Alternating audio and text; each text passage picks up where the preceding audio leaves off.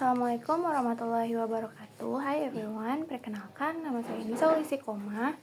Saya di sini akan mereview 5 jurnal terkait dengan politik dan bisnis di Indonesia. Nah, jurnal pertama itu berjudul Pola Relasi Bisnis dan Politik di Indonesia pada Masa Reformasi Kasus Ryan Seeking oleh Solihah tahun 2016, di mana pada saat itu pada masa transisi yaitu peralihan dari masa Orba ke masa reformasi di era kepemimpinan B.J. Habibie yang memang banyak ditandai dengan adanya tuntutan penyelenggaraan pemerintah yang transparan, partisipatif, dan juga akuntabel. Nah, pada masa itu kan dihadapkan tantangan buat tetap menjaga integritas nasional karena adanya ketimpangan pusat dan daerah yang terjadi pada masa Orba. Namun demikian, di masa reformasi ini masih terdapat pola relasi bisnis dan juga politik yang emang dilakukan sama aktor bisnis dan aktor politik atau pemerintahan, sebagaimana dilakukan pada masa Orba. Nah, pola relasi tersebut itu dicirikan dengan adanya aktor ekonomi, yaitu pembisnis, yang memang berusaha melindungi kepentingannya dengan menjalin relasi informal dan individu terhadap aktor politik atau pemerintahan.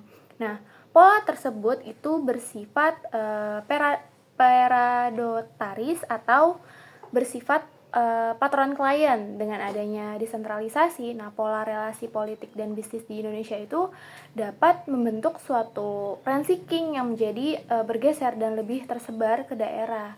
Gak hanya terjadi di pusat pemerintahan, sehingga pelaku ranking dan korupsi pada masa reformasi itu lebih beragam dan emang gak terpusat. Nah, aktor ekonomi yang memang berkuasa saat ini tetap dominan di era reformasi. Nah, transformasi masih seiring perubahan institusi, minimnya kemunculan kapitalis baru dan juga kebijakan desentralisasi yang memperkuat BUMD di daerah itu turut memperkuat dominasi lama. Selain itu, pola relasi dan juga kekuasaan yang paradotoris dalam perumusan kebijakan publik di tingkat nasional maupun di lokal itu mendorong terjadinya ranking. Nah, lalu ada jurnal kedua yang memang berjudul Birokrasi, Politik, dan Bisnis di Indonesia oleh Umar dan Putri tahun 2022, di mana birokrasi politik dalam suatu pemerintahan ini kan memang dominan dalam mempengaruhi suatu kebijakan yang memang diputuskan nantinya pada pengambilan keputusan politik. Nah, kekuasaan politik itu sering didukung sama kekuatan ekonomi, bisnis, dan juga kepentingan-kepentingan politik. Tapi kalau di Eropa, pembiayaan partai politik itu kan dikenal hanya melalui iuran tetap dari anggota. Kalau misalkan di AS dikenal sama namanya dana basis, yaitu iuran tetap anggota dan para pendukung yang memang bukan anggota dari parpol. Nah, pendapat dari Doris Cordes mengelompokkan dalam sumbangan dari para elit parpol atau dana peraup kenikmatan, istilah dari dana basis. Dana ini nih dana yang emang diperoleh dari pribadi-pribadi pemegang mandat dari parpol. Nah, dia tuh kerap disebut sebagai pajak parpol. Nah, hal ini terlihat berkebalikan, di mana selama ini kartel politik itu lebih leluasa memainkan dengan kecenderungan pada bisnis dan juga kepentingan politik yang memang disebut sebagai partai dan perusahaan yang memang dikuasai sama segelintir perusahaan yang menguasai di parlemen. Nah, selain partai elit yang memang biasanya dipimpin sama segelintir elit ini, aristokrat dan juga figur publik yang kaya, kartel politik ini juga terjadi pada partai segala lapisan atau catch-all parties yang memang jumlah pengurusnya tuh lebih besar dan bentuk organisasi yang memang birokratis, sentralistik, dan juga hierarkis. Nah, lalu jurnal ketiga itu berjudul Praktek Ranking, yaitu pemburuan rente, praktik politik dan bisnis di kalangan birokrasi atau ranking practice.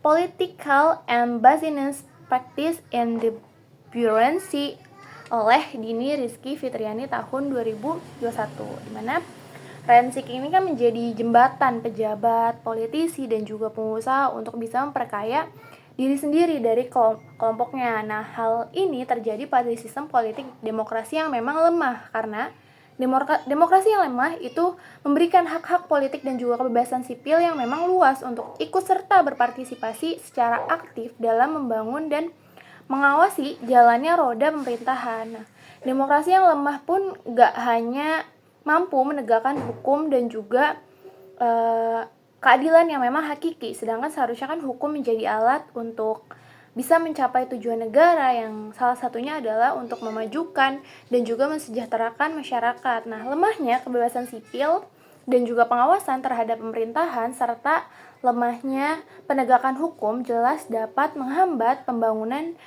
ekonomi yang memang berkelanjutan dan pencapaian kesejahteraan masyarakat juga jadi terhambat. Nah, setidaknya terdapat beberapa ciri atau karakteristik sebuah negara yang memang punya potensi menjadi tempat yang memang subur untuk tumbuh kembang praktek rent seeking. Nah, diantaranya yang pertama ada pejabat-pejabat yang disaring atas dasar kriteria pribadi dan juga politik. Lalu yang kedua, jabatan dipandang sebagai sumber kekayaan atau keuntungan. Nah, yang ketiga, pejabat-pejabat ini mengontrol baik fungsi politik maupun fungsi administratif karena nggak ada pemisahan antara sarana-sarana produksi dan juga administrasi. Lalu yang keempat, setiap tindakan itu diarahin sama hubungan pribadi dan juga politik. Nah, lalu ada yang jurnal terakhir yang berjudul Rent Seeking Practice in the Budgeting Policy Making Process at Local Government Case Study in Indonesia. Nah, ini karya Salahuddin et al. Tahun 2022. Di mana penelitian ini mengungkap bahwa praktik rent seeking dalam penyusunan kebijakan fiskal di wilayah Malang Raya, Kota Malang, Kabupaten Malang, dan Kota Baru itu berlangsung melalui jalur informal. Nah, praktik ini mencakup suap, korupsi, kolusi, lobby politik, negosiasi, dan juga politik transaksional. Di Kota Malang ini proses dominasi sama aktor politik kayak misalkan anggota DPRD. Nah, kalau misalkan di Kabupaten Malang peran dipegangnya sama birokrasi dan juga kepala daerah. Sementara di Kota Baru ada aktor swasta yang memang dominan dan juga dorongan dari wali kota sendiri. Nah, rent seeking ini kan terbukti berhubungan erat dengan korupsi yang memang nantinya berakibat pada interaksi transaksional antara politisi, birokrat, pengusaha, dan juga perantara. Nah, ini menunjukkan bahwa proses informal dalam kebijakan anggaran menjadi celah utama munculnya korupsi di tingkat daerah. Mungkin itu saja yang bisa saya sampaikan, kurang lebihnya mohon maaf. Wassalamualaikum warahmatullahi wabarakatuh.